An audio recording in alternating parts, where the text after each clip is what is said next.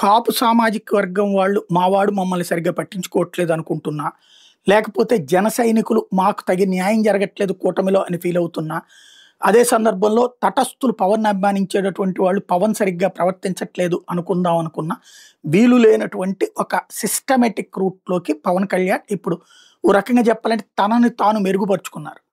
తనని తాను సిస్టమేటిక్‌గా సెట్ చేసుకున్నారు. ఇప్పటి రాజకీయాలను త్వరగా వంట బట్టించుకున్నారు. దానికి అనుగుణంగానే తన అడుగులు నడుస్తున్నాయి. ఓ పక్కన కూటమిలో నుంచి బయటికి పోవాలని లేదు.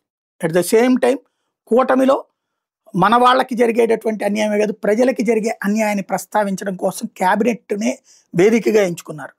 అందులోనే స్పష్టంగా ఇదిగో మన ఎమ్మెల్యేలు ఉట్టి తెలుగుదేశం వాళ్ళలా మన ఎమ్మెల్యేలు, మన కూటమి ఎమ్మెల్యేలు దారుణాలు చేస్తున్నారు.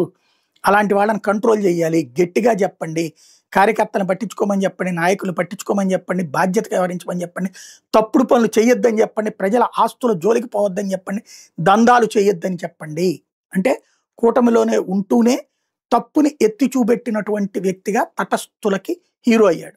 అట్ ద సేమ్ టైం ఆ తర్వాత గతంలో లేనటువంటిది అడ్మినిస్ట్రేటివ్ యాక్టివిటీని సీరియస్‌గా తీసుకుని తన శాఖలకు సంబంధించినటువంటి పనుల్ని సున్నితంగా కాదు సీరియస్‌గా చేస్తున్నాడు. ఇప్పుడు పెద్దిరెడ్డికి సంబంధించినటువంటి వీడియోలు తీసినా, అదే సందర్భంలో యాక్షన్ తీసుకోమని చెప్పినా, లేకపోతే గనక కావాల్సినటువంటిది ఏది ఎక్కడో మారుమూల ఉన్నటువంటి గిరిజన ప్రాంతాల్లో విద్యుత్ దీపాలు ఏపించినా, లేదా గ్రామీణ ప్రాంత రోడ్లకి సదుపాయాలైనా, అట్లాగే ఇదివరకు పంచాయతీ డబ్బులు పంచాయతీలకు రావన్నటువంటి స్టేజ్ నుంచి ఇప్పటికైతే తెప్పిస్తున్నారు ఎంతో కొంత.